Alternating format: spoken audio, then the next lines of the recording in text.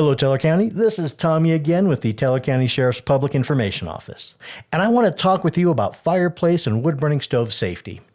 If you know Teller County history, you know that two of our historic cities, Cripple Creek and Victor, burned to the ground. Cripple Creek twice.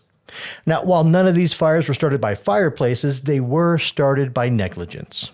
Of course, our firefighters are much more capable today than they were in those days of a young Teller County. They are very highly trained and capable with experienced and dedicated leadership. But really, why endanger their lives by putting their capabilities to the test?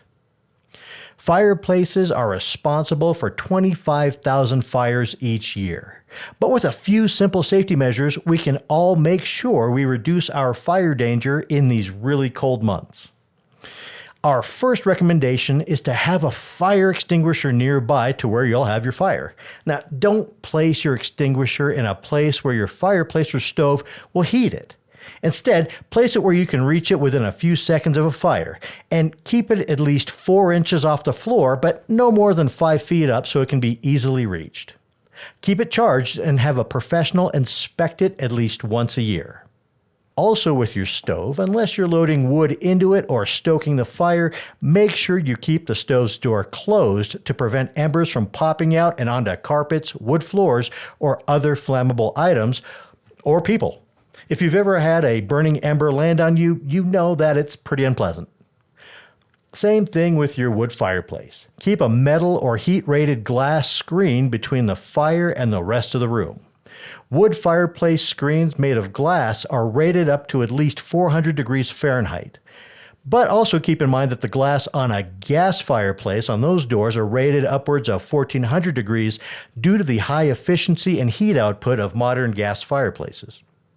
Now, whether you have a wood-burning stove or a wood-burning fireplace, you want to have your chimney inspected and cleaned by a professional chimney sweep. Do that at least once a year. Flammable materials can collect on the interior of your chimney and ignite uncontrollably. But besides preventing the fire danger, sweeping your chimney has other benefits. It reduces the release of smoke and other toxins into the room it's warming. And it makes your fireplace or stove more efficient, meaning hotter fires from less wood spent. And a chimney sweep can identify problems like cracks in the chimney that need repair. Now, the next tip is to keep anything that can burn at least 3 feet away from your wood-burning fireplace or stove. I understand that you may use paper to start your fire, but only use what you need to get the fire started, and don't burn any more paper in your fireplace or stove. Burning ash from paper is light and can float around significant distances before landing on something flammable and igniting it. So if you use paper to light your fire, keep a good watch on the fire until the paper burns away. The U.S. Fire Administration also advises us to put out our fires before we either leave or before we go to sleep. I really don't want to wake up to a burning house.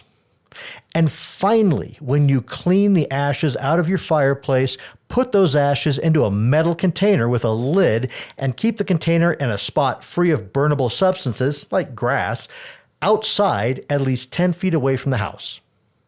So there you go. If you follow these simple recommendations, you help keep yourself from being a victim of one of those 25,000 fires that are started by fireplaces and stoves each year. For all of you out there, if you have other recommendations for fireplace and wood stove safety, I invite you to put them in the comments for this video. This is Tommy Allen, and I'll see you next time.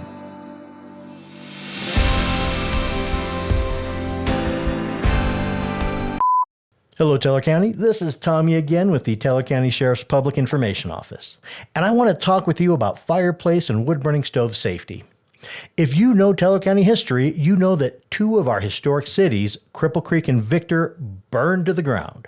Cripple Creek twice.